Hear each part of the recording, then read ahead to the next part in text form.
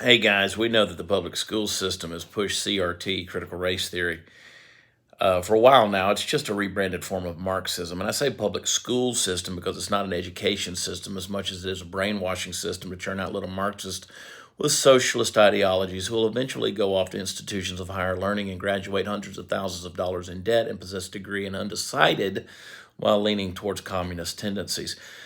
But since the push for CRT has become dead in the water, since 55 to 60% of Americans disapprove of it being part of school curriculum, how will the lefty lunatic progressives begin to rebrand in order to continue pushing their agendas? Because trust me, they're going to push their agenda. We've seen the rebranding happen over and over again in all forms of culture when you say, well, illegal aliens are now non citizens or migrant because human beings are not illegal. Abortion becomes pro choice because nobody wants to murder babies. Mother becomes birthing person because who can dispute that men can give birth to children as well? And don't call women prostitutes, they're sex workers because, hey, just part of the industry of commerce, right? I've consistently said that social and emotional learning, or SEL, is one avenue that already has a pretty solid foothold in the public school system.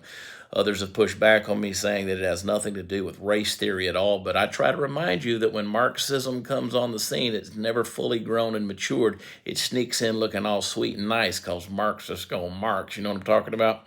So just look at the language CRT used to get into our lives, just like they use the term anti-racist, which sounds very noble because no decent person approves of racism. But the new concept of anti-racism, well, that's an even more sinister meaning because under that system, white children are by definition oppressors. Minority children, except presumably higher achieving on average Asian children, are by definition oppressed.